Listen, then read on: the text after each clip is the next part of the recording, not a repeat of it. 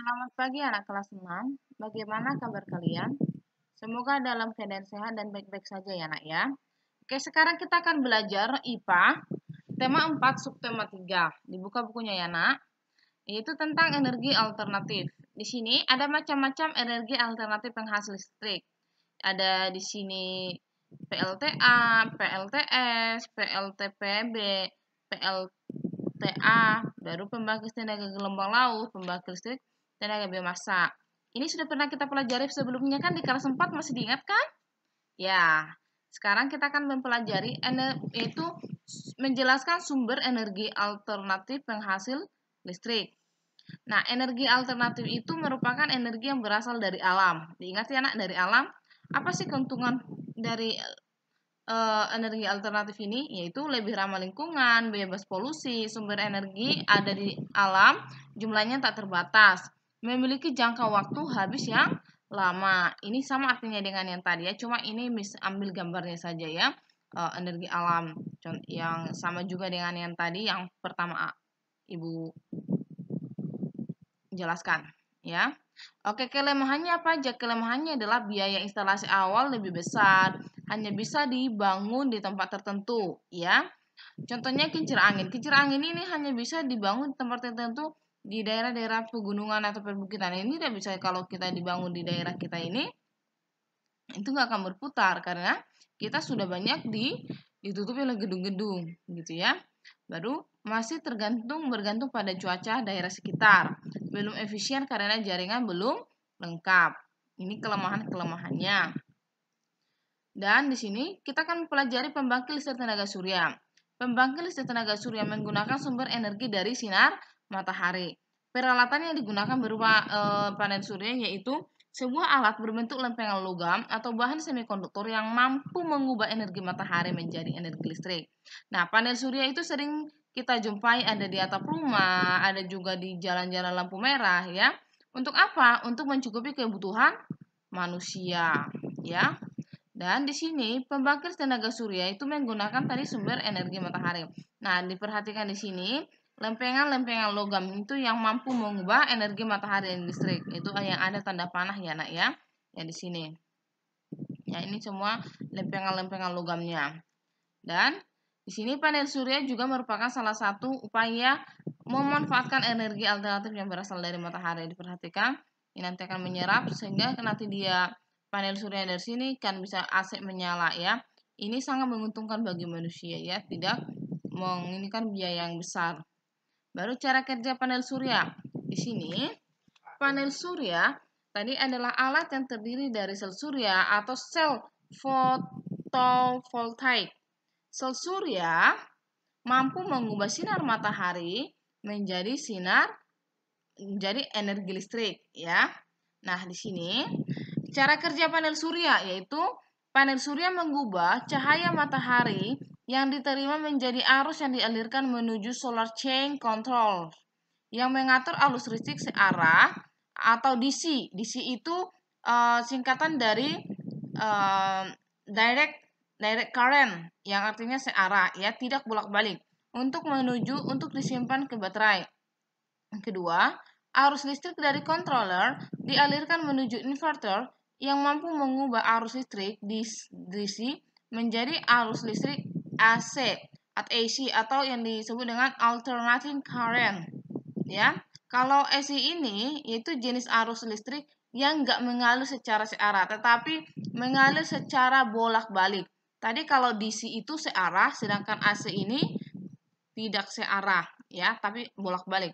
Nah, yang ketiga, energi listrik berupa arus listrik DC dari baterai dan arus listrik AC dari inverter digunakan untuk menghidupkan peralatan listrik. Diingat ya, nak.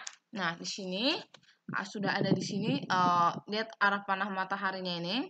Matahari akan diserap oleh panel surya, dari sini nanti akan diubah ke solar panels, baru nanti ke sini controller, baru ke baterai, baru ke inverter.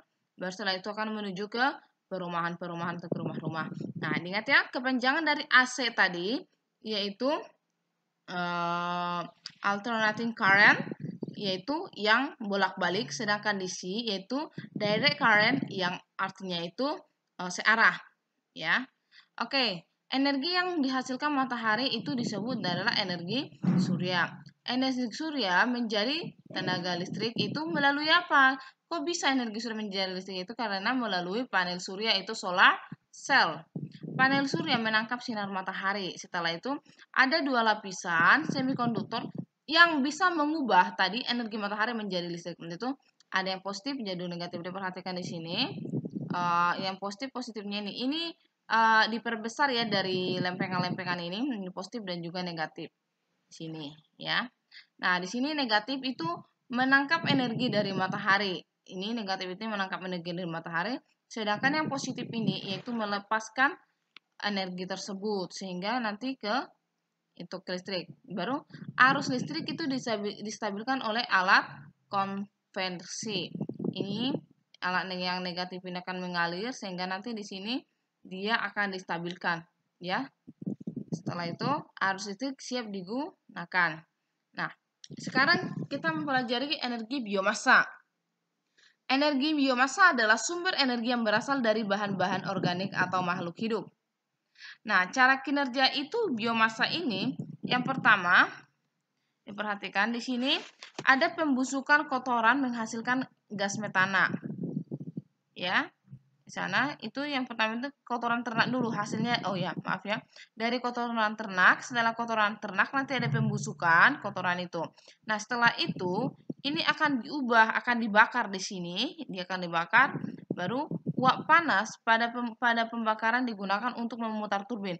Nah, setelah dia nanti panas, uapnya itu akan dibuat uapnya itu ya anak ya akan dibuat memutar turbin yang di sini sehingga menghasilkan energi listrik bisa dialirkan. Itulah yang disebut dengan biomasa. Diingat ya cara kinerjanya. Pertama dari kotoran ternak dulu atau fosil-fosil atau dari tumbuhan itu dibusukkan. Setelah dibusukkan nanti setelah menghasilkan gas metana baru dibakar. Setelah dibakar nanti maka uapnya itu bisa memutar turbin sehingga menghasilkan energi listrik. Oke, nah?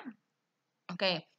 Sumber energi biomasa. Sumber energi biomasa ini banyak ya. Tadi energi biomasa adalah energi yang berasal dari bahan-bahan organik atau makhluk hidup, seperti kotoran ternak, daun yang membusuk, limbah kayu dan limbah pertanian.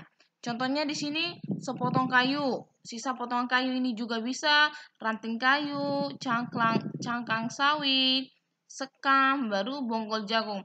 Ini bisa digunakan menjadi sumber energi dari biomasa. Sumber energi listrik ini juga disebut dengan sumber energi biomasa. Ya. Oke, ini nanti dibusukkan dulu. Itu prosesnya. Nah, cara menghasilkan energi biomasa sama seperti yang tadi sudah dijelaskan ya. Supaya lebih paham diperhatikan di sini. Yang nomor satu ini tadi kodang atau ini adalah pembusukan ya. Setelah itu limbah makanan ini limbah makanannya. Setelah limbah itu ditanam, baru di sana dari pembusukan menghasilkan biogas atau metana. Baru setelah itu nomor 2 ini diendapkan. Setelah diendapkan, baru ini di sini diendapkan baru setelah itu manur atau kompos organik siap dipakai. Setelah itu baru di sini kompos pupuk ini cair. Baru nanti dari sini, dari nomor 2 ini bisa juga langsung ke nomor 6 melalui nomor 5 yaitu pupuk, baru penampung gas bio setelah gas bio distribusi. Nanti gas-gas biomasa itu biasanya itu setelah ditampung baru ada nanti gas bio didistribusikan ke genset dan juga ke kompor. Ya. Ini langkah-langkahnya sama juga sih yang tadi lebih singkat daripada ini. Nah, memanfaatkan energi matahari dalam kegiatan sehari-hari. Ini pelajaran 3. Apa sih manfaatnya? Itu sumber energi matahari tetap terbatas, sebagai pembangkit listrik tenaga matahari, sebagai pengisi daya pada power bank, sebagai penerang alami di permukaan bumi. Nah, inilah yaitu manfaat dari matahari.